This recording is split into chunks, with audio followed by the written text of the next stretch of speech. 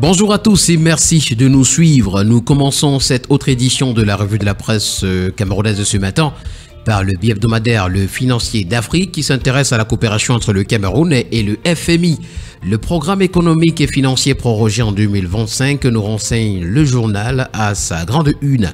C'est d'ailleurs la principale résolution à l'issue de la mission d'évaluation du FMI qui a séjourné au Cameroun du 19 octobre au 1er novembre 2023. L'échéance initiale de juillet 2024 a été prorogée d'un an avec un financement supplémentaire de 145,4 millions de dollars, nous renseigne le journal. Développement également, la Banque mondiale renégocie sa coopération avec le Cameroun. Électricité, presse éco en immersion dans les barrages d'Enéo et puis fiscalité. Retrouvons les avantages du centre de gestion agréé pour les petites et moyennes entreprises.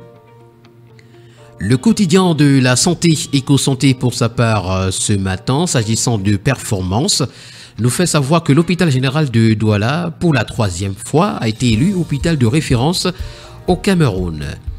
Lutte contre le paludisme en petite une, les parlementaires dénoncent les gaps avec la couverture santé universelle. C'était le 21 novembre 2023 à Yaoundé à l'occasion de la réunion de briefing de la Commission des affaires culturelles, sociales et familiales de l'Assemblée avec l'appui technique de l'ONG Impact Santé Afrique. L'information, vous pouvez la voir ce matin à la page 6. Le quotidien Econews, dans sa parution de ce matin, parle de financement des projets de développement et nous présente les priorités du Cameroun. D'après le quotidien, le vice-gouverneur de la Banque mondiale, lors de sa récente visite au Cameroun, a conclu lundi dernier 3 accords de financement majeurs avec le ministre de l'économie.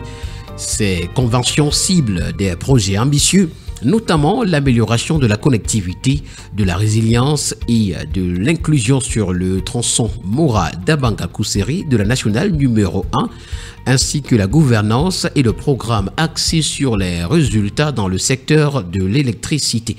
L'information, vous l'aurez au complet en parcourant la page 3.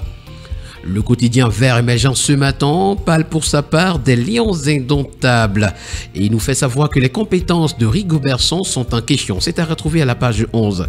Résolution des conflits, le patrimoine culturel immatériel au service de la paix. Et puis paludisme, les premières doses de vaccins sont arrivées au Cameroun, nous renseigne également le quotidien Vert. Un autre quotidien que nous prenons à l'instant, c'est celui de l'économie. Cameroun, le FMI prévoit la baisse du taux d'inflation dès 2024. C'est une annonce faite à l'issue d'une séance de travail effectuée par une délégation de l'institution de Bretton Woods avec les autorités camerounaises. Cameroun-Tchad, ce qui va changer avec le projet d'interconnexion des réseaux électriques nous est présenté ce matin dans les colonnes du quotidien L'économie. Mutation est en kiosque ce matin. Loi des finances 2024, la cagnotte d'OTS, c'est le grand titre à la page de présentation. 96 milliards de francs CFA dédiés à l'apurement de la dette des enseignants dans le budget de l'État selon le ministre des Finances. Louis-Paul Motazi déclare par ailleurs que le gouvernement a fait tout ce que le chef de l'État a demandé sur ce dossier. L'information s'est à retrouver en page 9. À Bamenyam, après le choc, c'est la remobilisation. Retrouvons l'information en page 5. Cacao également, le prix d'achat grimpe encore. Le quotidien Le Messager s'intéresse pour sa part au pillage routier automatique sur l'autoroute des recettes est le titre que nous présente le journal. Retrouvons à la page 4 ce matin une enquête sur les infrastructures modernes. Sur ces infrastructures modernes prévues pour engranger selon les prévisions du ministère des Travaux publics un gain net estimé à 437,6 milliards de francs CFA dans les 18 prochaines années.